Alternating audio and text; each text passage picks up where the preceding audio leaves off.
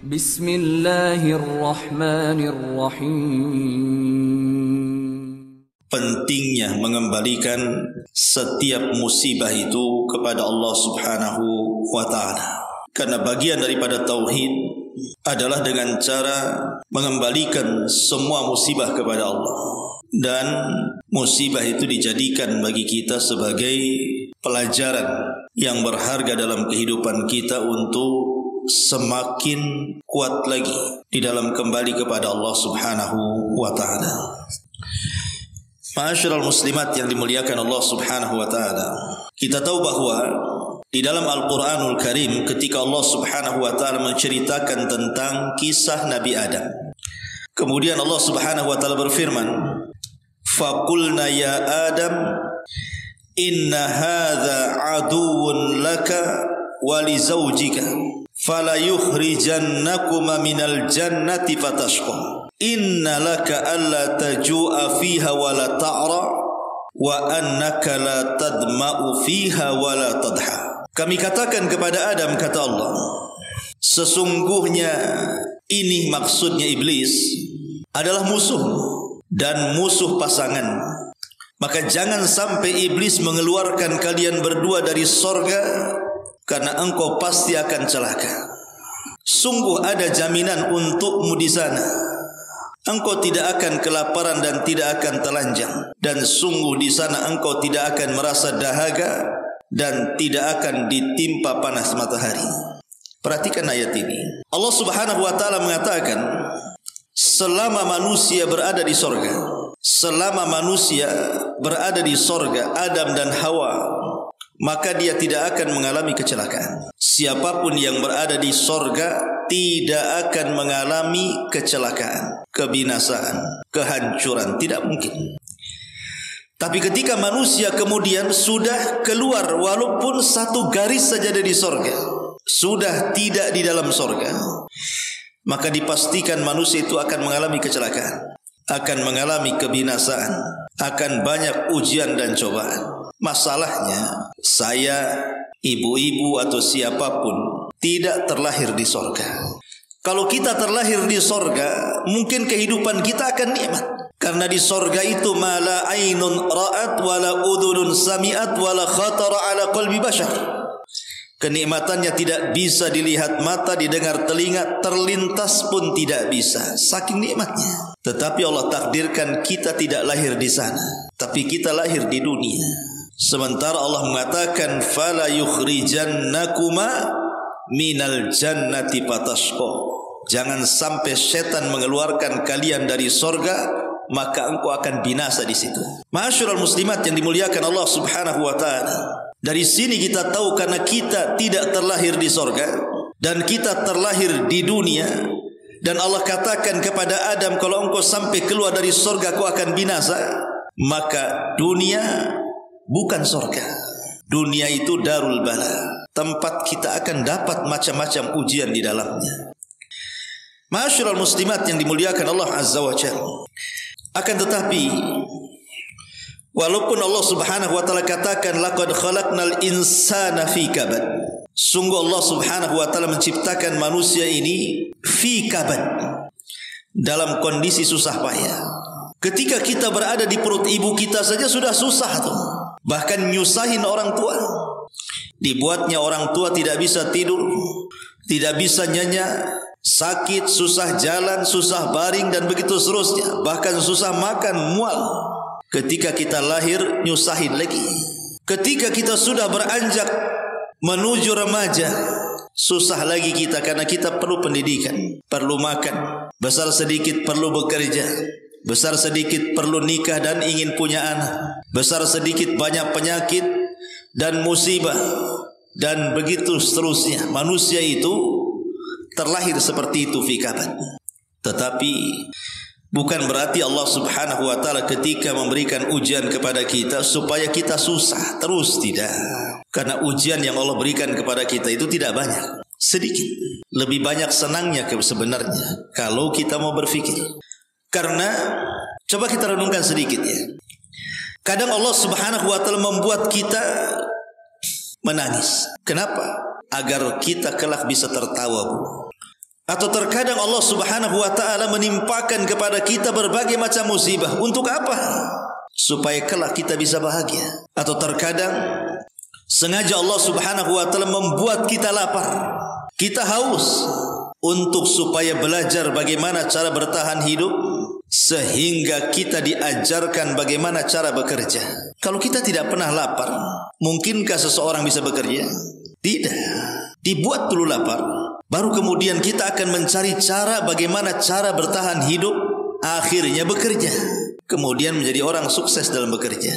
Atau dibuatnya kita tidak paham akan sebuah permasalahan, rupanya supaya Allah Subhanahu wa taala memberikan pelajaran kepada kita supaya kita belajar.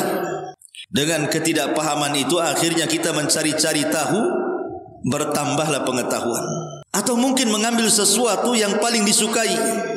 Sengaja Allah Subhanahu wa taala mungkin mengambil anak kita, ataupun memanggil pasangan kita, dan orang-orang yang kita cintai dipanggil oleh Allah Subhanahu wa taala. Supaya apa? Boleh jadi Allah Subhanahu wa taala menghendaki supaya kita lebih kembali kepada Allah Azza wa Jalla, bahwa semua datang dari Allah dan akan kembali kepada Allah Azza wa Jalla. Diingatkan akan kematian. Ma'asyiral muslimat yang dimuliakan Allah Subhanahu wa taala, maka jangan pernah menghadapi sebuah musibah itu dipandang musibah, tapi pandanglah musibah itu sebuah tarbiyah. Bahwa di sana ada hikmah yang kita tidak tahu. Allah Subhanahu wa taala mempersiapkan segalanya untuk hambanya. Ma'asyiral muslimat yang dimuliakan Allah Azza wa Jalla, di sini muallif rahimahullahu taala mencantumkan satu dalil dalam Al-Qur'anul Karim, dan inilah pembahasan kita. Di dalam surah Al-Baqarah, tepatnya pada ayat ke 155 sampai 157, Allah Subhanahu wa taala berfirman, "Wala nabluwannakum bisyai'in minal khaufi wal ju'i wa naqsim minal amwali wal anfusi wath thamarat wa basyiris sabirin alladzina idza asabathum musibatun qalu inna lillahi wa inna ilaihi raji'un ulaika alaihim salawatu min rabbihim wa rahmah wa ulaika humul muhtadun." Di sini Allah Subhanahu wa taala berfirman, dan kami pasti akan menguji kamu dengan sedikit ketakutan, kelaparan, kekurangan harta, goncangan jiwa, diuji dengan buah-buahan, dan sampaikanlah kabar gembira kepada orang-orang yang sabar. Orang-orang yang apabila ditimpa musibah, mereka berkata, "Inna lillahi wa inna ilaihi raji'un." Sesungguhnya kami milik Allah dan hanya kepadanya lah kami akan kembali. Mereka itulah orang-orang yang memperoleh ampunan dan rahmat dari Tuhannya, dan mereka itulah orang-orang yang mendapatkan petunjuk. Perhatikan dalam ayat ini, Allah Subhanahu wa taala mengatakan, "Wala nabluwannakum." Sungguh-sungguh kami akan menguji kalian. Lam di sini adalah lam taukid, artinya pasti dan pasti. Kami akan memberikan ujian kepada kalian. Bu, jangan lagi sekelas kita. Sekelas para nabi saja diuji. Nabi Nuh alaihi salatu wassalam 950 tahun berdakwah, tidak ada satupun kaumnya yang beriman kecuali sedikit. Ujian. Bahkan cenderung kaumnya mengejek-ejek Nabi Nuh alaihi salatu wassalam. Nabiullah Ibrahim alaihi salatu wassalam harus dilempar ke dalam api. Kalaulah bukan karena Allah kemudian mukjizat yang Allah anugerahkan kepada Ibrahim, tentu Ibrahim sudah mati dimakan api itu. Dan itu ujian. Nabi Yusuf alaihi salatu wassalam harus dicelakakan saudaranya, dimasukkan ke dalam sumur yang bisa saja Nabi Yusuf mati dalam sumur itu. Bahkan ketika sudah besar dia dimasukkan ke dalam penjara, bertahun-tahun di penjara.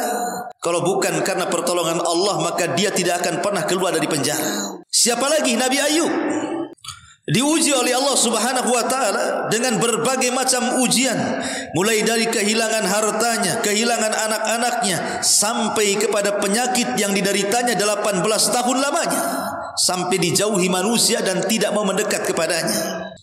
Ujian yang luar biasa Nabi Ayub alaihi salatu wassalam. Nabi Musa alaihi salatu wassalam dihadapkan kepada kaum yang keras hatinya. Thumma qasat qulubuhum, hati mereka keras sekali. Didatangkan berbagai macam mukjizat, beriman sesaat, kufur lagi. Bahkan sampai kemudian mereka melucuti kehormatan Musa, sampai Nabi mengatakan rahimallah akhu Musa udhiya katsiran fasabara. Semoga Allah merahmati saudaraku Musa, banyak kalilah ujian dia dari Allah, tapi dia nabi yang sabar. Maryam atau Isa bin Maryam dikejar-kejar tentara Romawi dan akan dibunuhnya.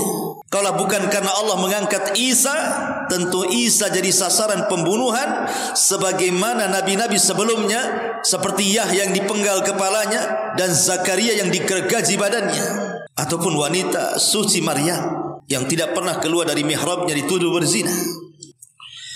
Itu orang-orang mulia, Bu. Para nabi dan rasul, mereka tidak lepas daripada ujian. Karena Allah mengatakan wala nabluwannakum, pasti kami akan menguji kalian. Tidak nabi, tidak umatnya, tidak laki-laki, tidak perempuan, tidak orang dewasa, tidak anak kecil, tidak kafir, tidak mukmin, tidak yang tinggal di desa, tidak yang tinggal di kota. Semua pasti diuji Allah subhanahu wa ta'ala. Manusia pasti diuji. Siapapun Anda, hidup di negara apapun, berkebangsaan apapun, berapapun usianya, Allah katakan wala nabluwannakum, pasti kami akan uji kalian.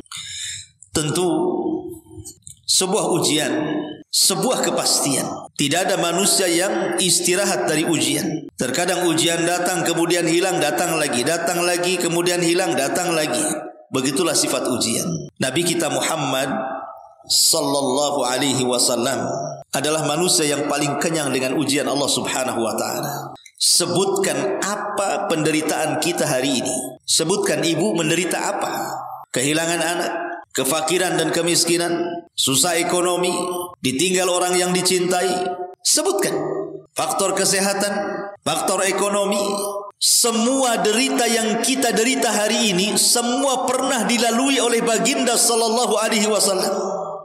Tidak ada satu musibah yang kita alami kecuali pernah lewat bagi Nabi sallallahu alaihi wasallam. Lalu apa yang membuat kita sedih? Kalau Nabi kita Muhammad sallallahu alaihi wasallam saja berbagai macam ujian yang melewati kita sudah melewati dirinya, dan dia memberikan contoh kesabaran kepada kita. Coba lihat, ketika dia dalam kandungan ibundanya, dia sudah terlahir yatim, orang tuanya meninggal.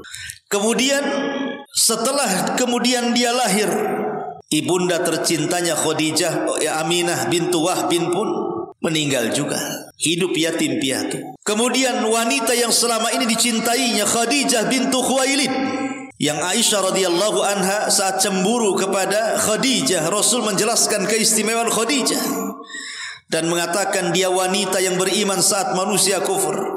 Dia wanita yang pertama membenarkan saat manusia mendustakan. Dia wanita yang menginfakkan hartanya di saat manusia bakhil, dan dari rahimnya lahirlah keturunanku, kata Rasul.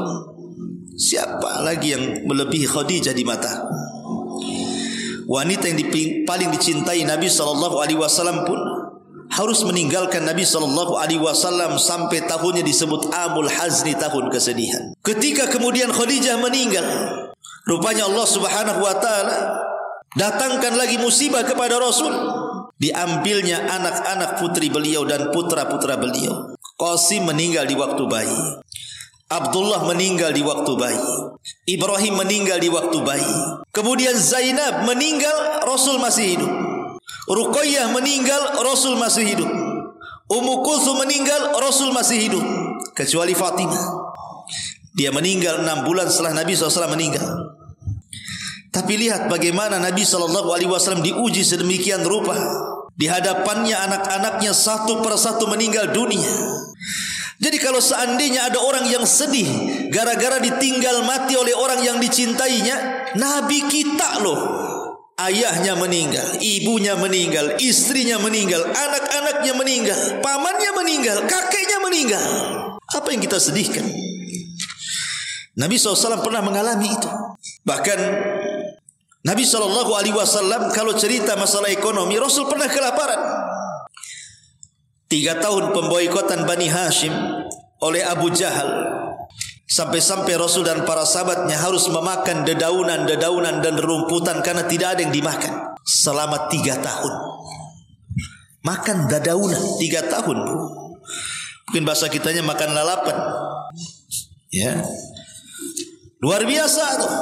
Bahkan Aisyah radhiyallahu anha pernah mengatakan, pernah lewat kepada kami al-hilal tilwal hilal, kata Aisyah.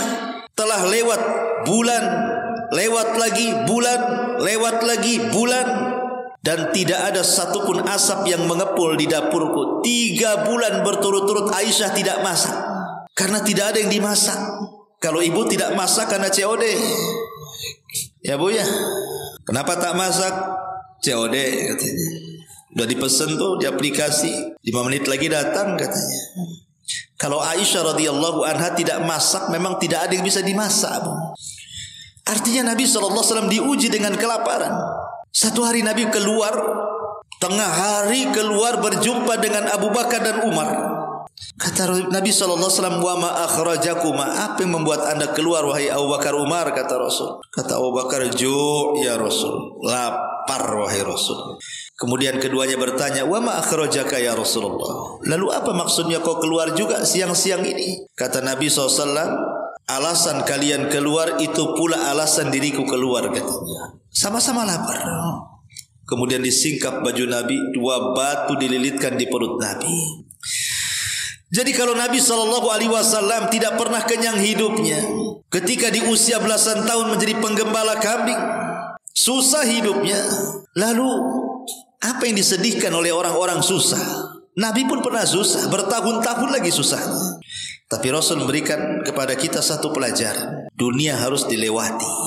Inna ma'al usri yusra. Di balik kesulitan itu kelak akan ada kemudahan. Di balik keperitan itu pasti ada kebahagiaan. Apalagi ketika Nabi SAW berada di Mekah, orang-orang yang selama ini melindungi dakwahnya meninggal dunia. Abu Talib meninggal dunia di tahun yang sama Khadijah meninggal dunia. Sehingga orang-orang Quraisy lebih berani kepada Nabi SAW, bahkan mengancam akan membunuh kalau dia meneruskan dakwahnya. Terpaksalah Nabi SAW berpindah tempat. Kemana? Cari areal baru. Ke Taif. Berangkat dia ke Taif. Sampai di Taif, bukannya dapat perlindungan dari orang-orang Taif, bukannya orang-orang Taif menerima dakwahnya, yang ada mulai anak-anak, perempuan, laki-laki, muda, tua, semua mengusir Nabi. Para wanitanya mengatakan, ukhruj ya majnun, keluar wahai orang gila. Ukhruj ya sahir, keluar wahai tukang sihir. Ukhruj ya sair, keluar wahai perangkai sair. Keluarlah wahai pemecah belah. Dan anak-anak kecil meletakkan duri di jalan supaya Rasul tersakiti. Kemudian anak-anak mudanya melempari Rasul dengan batu seraya mencaci maki, dan Rasul harus lari selama 1 mil dari Taif sampai ke perbatasan kota Mekah. Pernah ada orang berdakwah seperti ini, dilempari batu, diludahi, dicaci, dimaki, dikejar. Kalau ada dai yang seperti ini hari ini, bu, pasti resign jadi dai dia. Malas juga jadi dai, berat juga risikonya katanya. Tapi Nabi SAW melalui itu. Bahkan di saat sulit seperti itu, Nabi SAW tidak pernah menyalahkan Allah. Rasul tidak mengatakan, ya Rabb, apakah ini balasan dirimu kepadaku? Kenapa orang-orang itu menghinaku ya Rabb? Kenapa engkau lakukan seperti ini kepadaku ya Rabb? Kenapa begini, begitu, begini? Tidak, Nabi SAW sama sekali tidak mengeluh. Kalau kita kan suka mengeluh, bu ya bu. Ya, kadang-kadang suami telat sikit saja ngasih uang bulanan, merepet tuh luar biasa. Kenapa ini, kenapa itu? Ada apa ini, ada apa itu? Kemana ini, kemana itu? Macam-macam pertanyaannya. Tapi Nabi SAW mengajarkan satu perkataan yang luar biasa saat kesulitan dia. Dia mengatakan, Allahumma ilaika ashku dha'fa quwwati wa qillata hilati wa hawani 'alan nas. Ya arhamar rahimin, anta rabbul mustad'afina wa anta rabbi, ila man takiluni ila ba'idin yatajahhamuni am ila aduwin malaktahu amri illam yakun bika alayya ghadabun fala ubali walakin afiyataka hiya awsa'u li a'udzu binurik wajhika alladhi asrakat lahu adh-dhulumat wa saluha alayhi amru ad-dunya wal akhirah min an tunzila bi ghadabaka aw yahila alayya sakhatuka lakal utba hatta tarda wala haula wala quwata illa bik. Lihat bagaimana Rasul menghibur dirinya saat dia disakiti orang-orang Taif. Kata Rasul, ya Allah, kepadamu kuadukan kelemahan kekuatan, kepadamu kuadukan kekuranganku akan siasatku, dan kuadukan kepadamu karena ketidakberdayaan diriku menghadapi manusia, ya Rabb. Wahai Zat yang maha pengasih di antara maha pengasih, Tuhan orang-orang yang lemah, Engkau Tuhanku, kepada siapa hendak Kau serahkan diriku? Kepada saudaraku yang bermuka masam kepadaku, atau kepada musuh yang Kau kuasakan urusanku kepadanya? Jika Engkau tidak marah kepadaku, ya Rabb, maka aku tidak akan peduli apapun sikap orang kepadaku. Hanya saja ampunanmu lebih luas bagiku. Aku berlindung dengan cahaya wajahmu yang menyinar semua kegelapan, sehingga dengannya menjadi baik urusan dunia dan akhirat dari kemarahanmu kepadaku atau tidak terimamu atas diriku. Milikmulah keridhaan Engkau, ridha tidak ada daya dan upaya kecuali milikmu, ya Rabb. Lihat bagaimana sikap Nabi, luar biasa. Ya, diuji dengan sedemikian rupa Rasul tetap tenang mengadukan urusannya kepada Allah Azza wa Jalla, dan itu tauhid. Itulah tauhid. Ma'asyiral muslimat yang dimuliakan Allah Subhanahu wa taala. Belum lagi Nabi sallallahu alaihi wasallam dihina, dicaci, dimaki, bahkan dikejar-kejar mau dibunuh lagi. Bahkan diusir dari kota Mekah kelahirannya, akhirnya terpaksa hijrah ke kota Madinah. Harus hijrah berhari-hari. Perjalanan yang paling bahaya seumur hidupnya, akhtarul hijrah. Bahaya hijrah para nabi, hijrahnya Nabi kita Muhammad sallallahu alaihi wasallam. Belum lagi difitnah kehormatannya. Istrinya dituduh berzina, Ummul Mukminin Aisyah radhiyallahu anha dengan Safwan ibn Mu'attil. Belum lagi di hadapannya teman-temannya dibantai seperti keluarga Ammar ibn Yasir. Habis dibantai Abu Jahal. Sumayyah mati di tangan Abu Jahal. Yasir mati di tangan Abu Jahal, tinggal Ammar ibn Yasir, anaknya. Dan itu disaksikan Nabi SAW bagaimana para sahabatnya disiksa sedemikian rupa.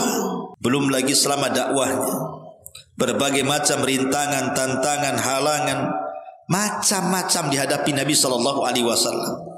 Seolah-olah sejak diangkat menjadi Nabi sampai wafatnya Rasul tidak pernah punya ketenangan. Ya, karena kita tahu bahwa Allah Subhanahu wa taala hendak memberikan contoh kepada kita lewat nabinya. Beginilah cara kita menghadapi ujian dari Allah Subhanahu wa taala. Makanya apa yang membuat kita sedih? Susah ekonomi, Rasul pernah fakir. Sedih gara-gara orang yang kita cintai meninggalkan, mati kita, Rasul pernah ditinggal mati keluarganya. Apalagi dicaci maki orang, Rasul lebih dicaci maki lagi, dikatakan gila, dikatakan tukang sihir, dikatakan dukun. Apalagi sebutkan.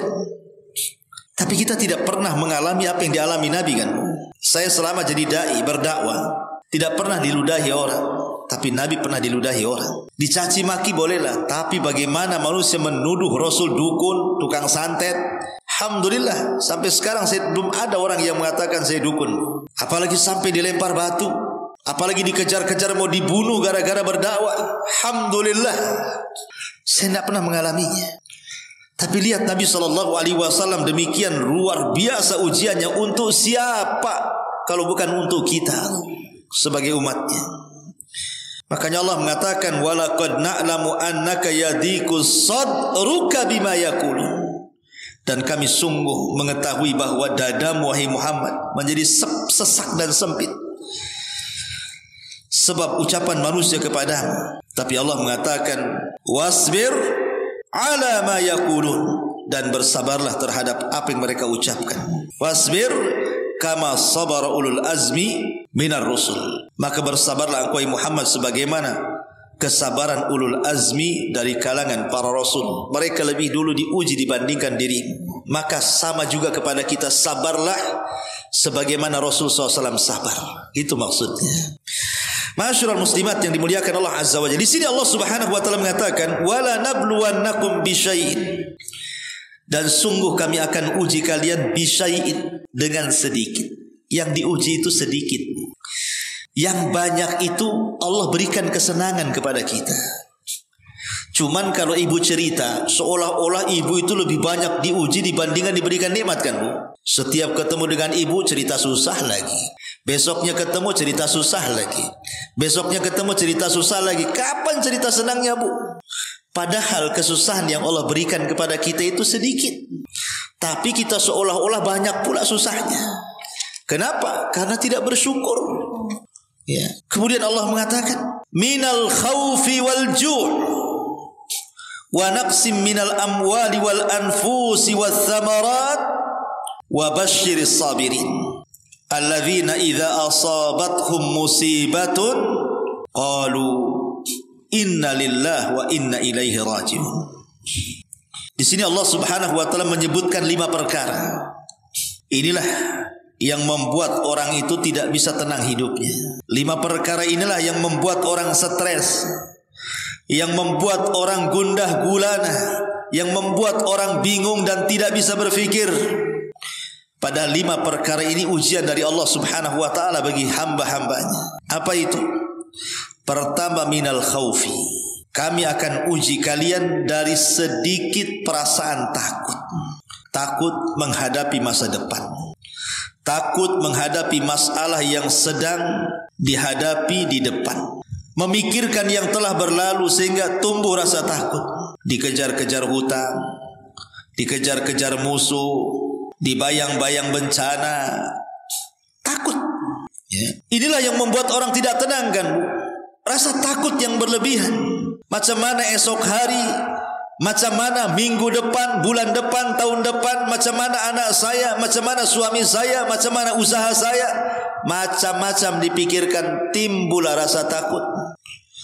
Atau menghadapi masalah yang sedang ibu hadapi hari ini. Macam mana kalau tidak bisa keluar dari masalah ini? Macam mana kalau tidak ada solusinya? Macam mana kalau ini itu. Takut akhirnya. Takut yang berlebihan. Karena takut itu ada 2 macam, Bu. Ada takut batin, ada takut zahir. Takut zahir itu takut badan. Badannya takut kena penyakit. Badannya takut diserang penyakit. Makanya kemudian harus steril, cuci tangan, ini itu karena takut terserang penyakit. Ada juga takut batin. Nampak aja sehat, Bu. Masya Allah, kalau dari jauh jalannya tegap, harum, bajunya bagus, nampaknya santai, senyum-senyum. Rupanya hatinya paling bingung tuh. Ketika jalan nampak gitu ya, kok lunglai jalannya, kok nggak fokus, tiang listrik kena tabrak dia, kaki pula kesenggol batu, hampir jatuh. Ya, nampak zahirnya sehat, tapi batinnya tidak sehat. Lah, ada orang-orang yang diuji dengan perasaan takut. Kemudian yang kedua, walju ataupun kelaparan. Terjadi paceklik, susah ekonomi, susah cari kerja, mikir apa yang akan dimakan. Atau mungkin sebaliknya, dia kaya, dia banyak duitnya, dia sanggup memberi makanan dengan berbagai macam lauknya, tapi tetap saja Allah buat lapar. Kenapa? Tidak ada yang bisa dimakan. Makan ini kolesterol, makan ini darah tinggi, makan ini asam urat, makan ini sesak dada. Akhirnya lapar juga, kan? Padahal ada makanan tuh. Jadi satu sisi ada yang diuji oleh Allah Azza wa Jalla, betul-betul lapar, tidak ada yang dimakan. Memang tidak ada duit, tidak ada pekerjaan. Ya, makannya si Indomie, siang Indomie, malam Indomie. Yang keluar Indomie lagi. Kan itu kadang-kadang kan. Nggak ada nasi dimakan itu. Asik mie goreng saja. Tapi ada orang yang subhanallah uangnya banyak. Boleh jadi satu warung Padang itu bisa diborong dia tuh lauk pauknya. Tapi tidak ada yang bisa dimakan karena banyak penyakit tuh. Dua-duanya ujian. Lapar ya ujian, kebanyakan uang tidak bisa makan juga ujian. Itulah yang disebut dengan walju namanya, rasa lapar. Ya. Wa naqsim minal amwal, ataupun kekurangan harta. Entah kehilangan harta, mungkin rumahnya terbakar, entah kehilangan harta, mungkin kecurian, entah kehilangan harta, mungkin usahanya terjadi kebangkrutan, gulung tikar, entah karena mungkin banyak harta tapi tidak berkah. Hartanya banyak tidak berkah, masih kurang saja hidupnya itu, Bu. Kan ada tuh orang nampaknya kaya tapi kayaknya dia paling miskin tuh. Tapi ada orang yang nampaknya miskin, dia pula nampak kaya. Terkadang ujian kayak gitu tuh. Ataupun wal anfus, kematian. Jiwanya diuji. Diuji dengan kematian, baik kematian dirinya atau kematian orang-orang yang dicintai. Ataupun mungkin diuji jiwanya dengan berbagai macam penyakit, sabar atau tidak dia menghadapinya. Mungkin diuji dengan kecelakaan, mungkin diuji dengan penyakit, mungkin diuji dengan wabah, mungkin diuji macam-macam yang mengancam jiwa. Diancam preman, ditakut-takuti, dan macam-macam. Wal anfus was samarat, ataupun mungkin diuji dengan buah-buahan gagal panen, pohonnya pada mati, banyak hama, pohonnya tumbuh tak berbuah, pokoknya nggak ada berkahnya sama sekali. Ya, punya hektaran kebun duren tapi tidak ada yang jadi. Punya hektaran pohon mangga tapi tak berpanen. Nah, itulah ujian dari buah-buahan. Lah 5 ujian ini, apakah berupa takut, apakah berupa kelaparan, apakah berupa kehilangan harta, kematian, gagal panen dan yang semacamnya, ini bagian kecil yang Allah Subhanahu wa taala ujikan kepada kita. Karena ujian itu adalah tidak mesti yang jelek. Terkadang ujian juga yang baik. Makanya Allah mengatakan wa nablukum bisyarri wal khairi fitnah. Dan kami uji dengan yang baik dan yang buruk, dan dua-duanya bisa menjadi fitnah manusia. Pertanyaan pun muncul, Bu. Kenapa kita harus diuji ya, Bu ya? Kita ini sudah masuk Islam. Kalau nggak percaya, tengoklah KTP saya. Islam. Bukan Islam KTP, KTP-nya Islam. Sholat, ya datang juga ke kajian Abu Humairah. Waktunya Senin Kamis ya puasa lah Ustaz saya ini. Waktunya baca Quran ya baca Quran. Waktunya zikir ya zikir. Tapi kenapa ya saya masih banyak diuji gitu? Padahal saya sama dengan yang lainnya. Yang lain sholat malam, saya pun sholat malam kok. Yang lain sholat wajib, saya pun sholat wajib. Yang lain sedekah, saya juga sedekah. Apa bedanya saya dengan dia? Tapi saya lihat dia kok senyum saja, saya kok murung saja. Padahal sama aja ibadah saya dengan dia. Kenapa saya diuji dia tidak? Ada pertanyaan kayak gitu tuh. Jawabannya, Allah mengatakan dalam Al-Quran, ahasiban nas an yutraku an yakulu amanna wa hum la yuftanun. Apakah manusia mengira bahwa mereka akan dibiarkan hanya dengan mengatakan kami telah beriman kemudian mereka tidak diuji? Tidak. Walaqad fattannal ladzina min qablihim fala ya'lamanna Allahu alladzina sadaqu wala ya'lamannal kadzibin. Dan sungguh kami telah menguji orang-orang sebelum mereka, maka Allah pasti mengetahui orang-orang yang benar dan pasti mengetahui orang-orang yang dusta. Maksudnya begini, Bu. Sekarang kalau ibu sholat, tetangga sholat. Ibu sholat malam, tetangga sholat malam juga. Ibu baca Quran, tetangga juga baca Quran. Ibu zikir, tetangga juga zikir. Ibu datang ke majelis ta'lim, tetangga juga datang ke majelis ta'lim. Untuk membedakan ibu dengan dia itu macam mana caranya, Bu? Supaya ibu beda. Jadi solatnya ibu dengan solatnya dia, macam mana cara bedakannya? Puasa ibu dengan puasa dia, bagaimana cara membedakannya? Ibu hadir di majelis taklim dengan dia hadir di majelis taklim itu macam mana cara membedakannya? Cara membedakannya ketika Allah berikan ujian kepada kita.